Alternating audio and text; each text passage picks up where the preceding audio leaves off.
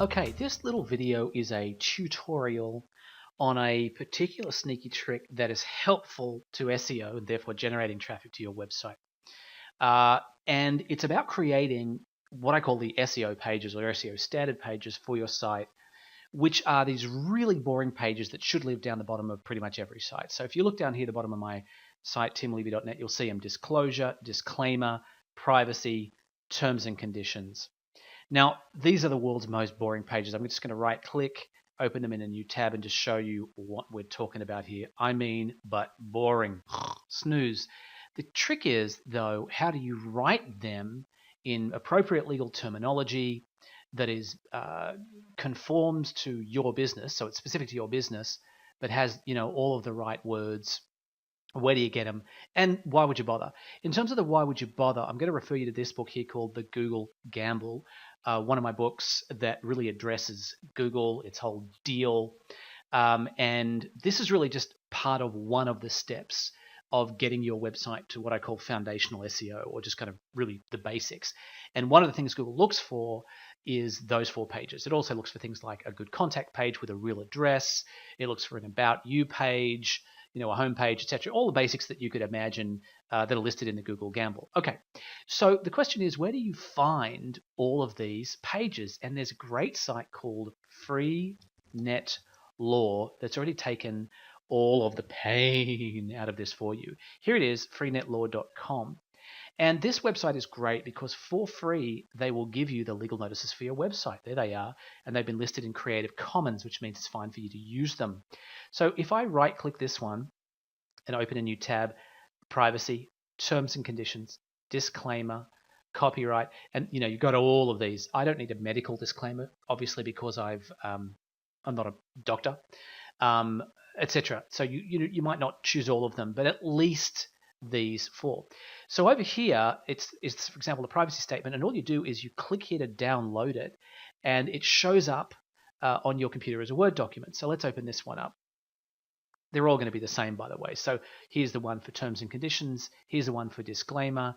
Here's copyright, and you just click to. So I assume that you can do this 4 times. So here we are at the privacy statement from Freenetlaw.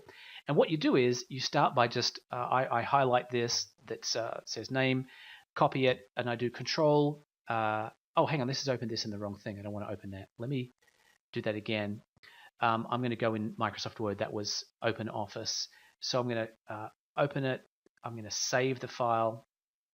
I'm going to go grab the file, and I'm going to open it here in Microsoft Word, which is what a lot of people have. Okay, good. Here it is again, and enable editing. So let's just make it a little bigger for you to see. Let's do 150%. Okay, great. So over here, you can see there again, name. Well, now that's where you put in your name or your company name. So I've done Control H, I find name, and I change it with Tim Levy and Associates. Now, once I've done that, amazingly, this is actually now all about my company. That's terrific. But the next thing that you need to do is you need to go through, and anywhere where it's got square brackets like that, you need to basically decide, is that relevant? Is that sentence relevant to my website? In other words, this one says, the copyright is owned by Tim Levy and Associates and its licensors. Well, do I have any licensors? No. So I would go ahead and delete that. Then down here, here's another square bracket. Print, and it says, I grant you the worldwide rights to print pages from this website for your own personal and non-commercial use. Well, that sounds good to me because I don't want people to sort of sell my stuff. So I take away the square brackets and leave the copy, and so on and so forth. So you just basically work your way down, replacing things in square brackets or removing things in square brackets until you have a document that's relevant to your company, and then you can cut and paste that into your website. I think it's very graceful to leave the credit, credit where it's due, and make sure you credit Freenetlaw.